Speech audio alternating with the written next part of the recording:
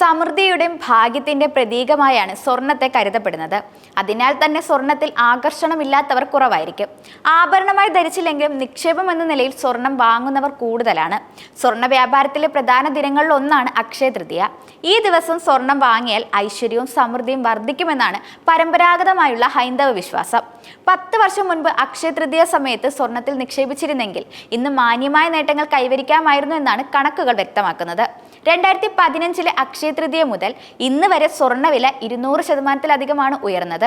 അക്കാലത്ത് 24 ക്യാരറ്റ് പരിശുദ്ധിയുള്ള സ്വർണത്തിന് 10 ഗ്രാമിന് ഏകദേശം 26,936 ആയിരുന്നു സ്വർണത്തിന്റെ വില. ഇന്ന് 10 ഗ്രാമിന് 94,000 രൂപയ്ക്കും 95,000 രൂപയ്ക്കും ഇടയിലാണ്.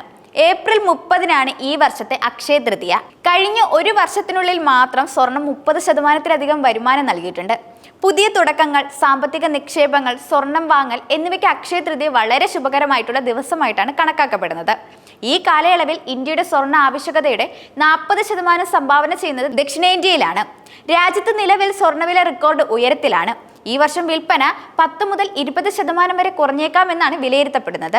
എങ്കിലും വരുമാനം സ്ഥിരമായി തുടരുമെന്നാണ് വിലയിരുത്തൽ. സ്വർണം കൂടുതൽ വാങ്ങുന്നവർ ആഭരണങ്ങളെക്കാൾ സ്വർണ്ണക്കട്ടികൾ, നാണയങ്ങൾ, ഡിജിറ്റൽ സ്വർണം എന്നിവയാണ് ഇപ്പോൾ തിരഞ്ഞെടുക്കുന്നത്.